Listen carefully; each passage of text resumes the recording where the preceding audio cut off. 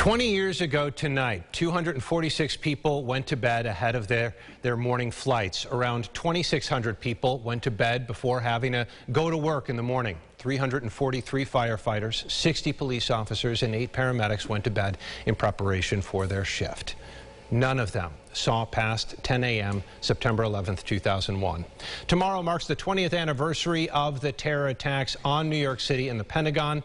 2,996 lives were lost, making it the deadliest foreign attack on United States soil.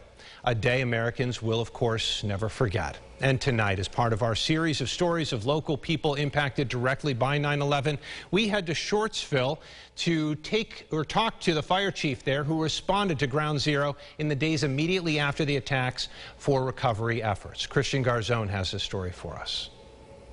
Shortsville Fire Chief Jason Wagner was at home when his pager went off, saying a plane had crashed into one of the Twin Towers in New York City. He thought a Cessna plane got lost and hit the building. It wasn't until I had reached work at the University of Rochester when I saw people gather around a television when I realized just the scope. Wagner, an EMT and firefighter, was sent down to Manhattan days after the terror attacks when events transitioned from a rescue to a recovery effort. When we were at Ground Zero, we provided EMS to people who were working on the pile. We sent an ambulance and 4 EMTs from the station, including myself. The remains, tangled bunches of metal, crude hunks of concrete, and fires still flickering. The air was foul with smoke and all kinds of odors from the things that were all still burning in the pile. In all the carnage, though, humanity pushed through. The service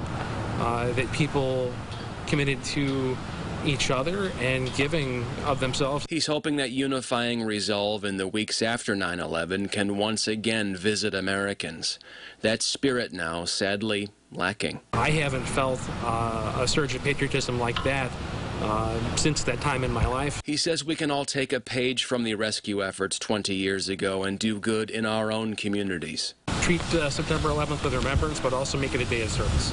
In Shortsville, Christian Garzone, News 8. Christian, thank you.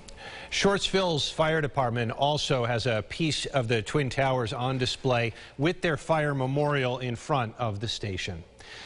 By the way, join us tomorrow morning right here at 8 a.m. for our special presentation called 9/11 20th Anniversary We Remember. We're going to look back at the heroes, victims, and survivors of that day.